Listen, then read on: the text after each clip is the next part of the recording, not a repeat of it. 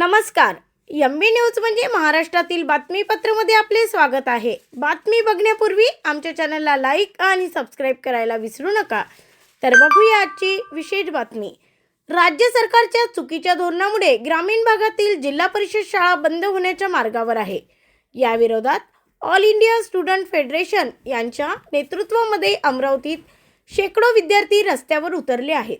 विद्यार्थ्यांनी एक दिवस शाळा बंद ठेवत फुले शाहू आंबेडकर यांच्या वेशभूषा साकारत हातात संविधानाची पुस्तके घेत विद्यार्थ्यांनी अमरावती जिल्हाधिकारी कार्यालयावर मोर्चा काढला.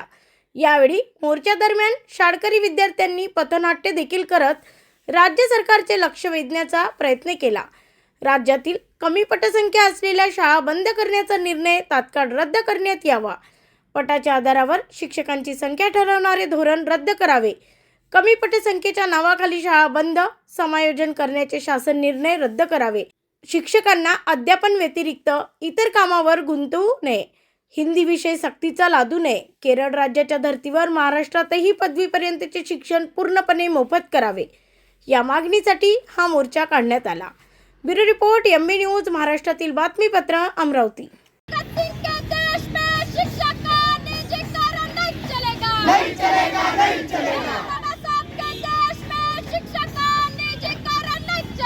नहीं चलेगा, नहीं चलेगा। सावित्री के देश में शिक्षा का निजीकरण नहीं चलेगा, नहीं चलेगा, नहीं चलेगा। तर मी प्रतीक्षा डोके, ऑल इंडिया स्टुडंट फेडरेशनची राज्य सचिव.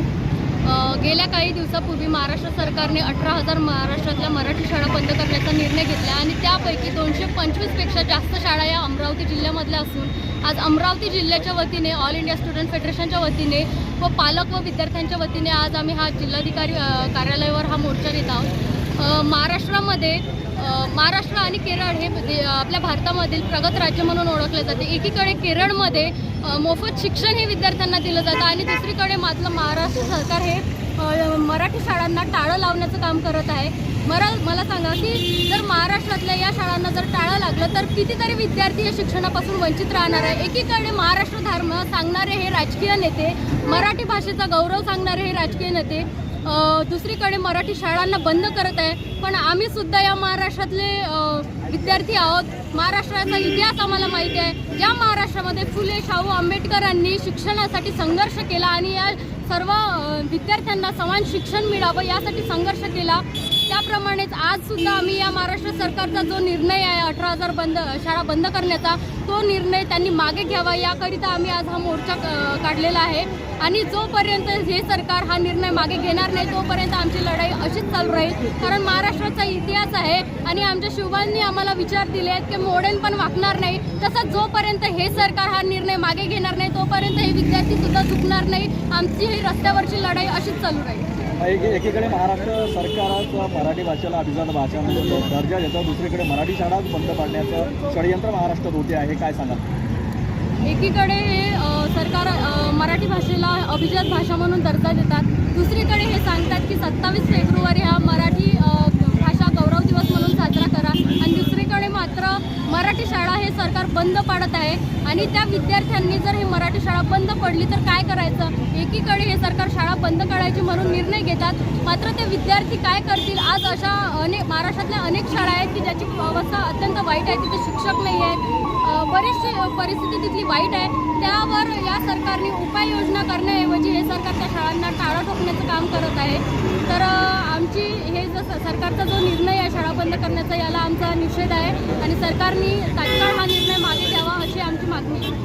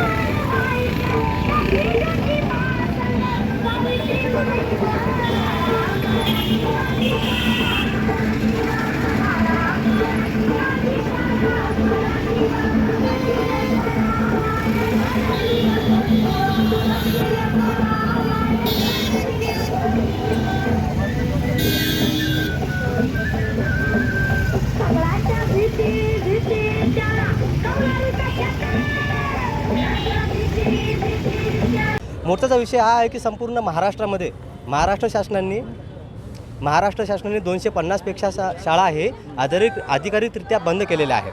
गोरगरीब वंचित घटकातील जे विद्यार्थी आहेत त्या विद्यार्थ्यांसाठी शासनाने नाही का जणू काही शिक्षण नाकारलेलं आहे. ह्या विरोधात आम्ही संपूर्ण ऑल इंडिया स्टुडंट फेडरेशन यांच्यामार्फत जिल्हा कलेक्टर ऑफिसवर हा मोर्चा काढत आहे. आमचं एवढंच मागणं आहे की ज्या काही शासकीय शाळा आहेत, सरकार ह्याचा काही हाणून पाडण्याचा डाव करत आहेत किंवा बंद पाडण्याचं काम करत आहेत, त्यांचा विरोध ऑल इंडिया स्टुडंट फेडरेशन संपूर्ण महाराष्ट्रामध्ये करत आहेत. काल दादा भुसेंनी सांगितलं आहे की अधिकारिकरित्या 250 शाळा आम्ही बंद केलेल्या आहेत. जर 250 शाळा गरीब युवकांच्या पालकांच्या मुलांचं जर बंद करत असेल तर मग ते पोरं शिकतील कुठं? त्यांनी शिक्षण कुठे घ्यावं? फक्त श्रीमंतांचं शिक्षण होणार का? गरिबांच्या मुलांनी शिक्षण घ्यावं नाही का?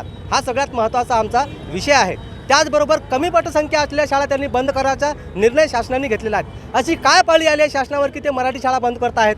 महाराष्ट्रामध्ये असून मराठी शाळा जर बंद होत असेल तर मराठी विद्यार्थी कुठे शिकायला जाणार? त्यांच्याकडे एवढा मोठा पैसा येणार कुठून? आज प्रायव्हेट लायसेन्सला हे सरकार नाही का प्रमोट करत आहेत. गरिबांचे शेतकरी शेतमजुरांचे मुलं हे प्रायव्हेट शाळेमध्ये लाख रुपये देऊन शिकू शकत नाहीत. त्यासाठी हे संघटन आमचं ऑल इंडिया स्टुडंट फेडरेशन संघटन शेतकरी शेतमजुरांच्या मुलांसाठी आणि पाल्यांसाठी लढतो आहे. आज जर सरकारी शाळा बंद झाल्या तर हे लहान मुलं शिकतील कुठं आणि त्यांना रोजगार कुठे मिळणार? मग ते ग्रामीण भागातील युवक हे नशेच्या आहारी जाणार.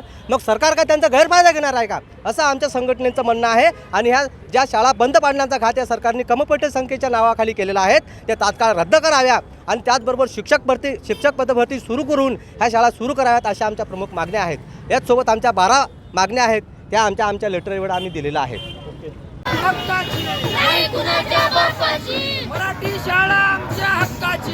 नाही कुणाच्या बापाची. कोण काही नाही म्हणत.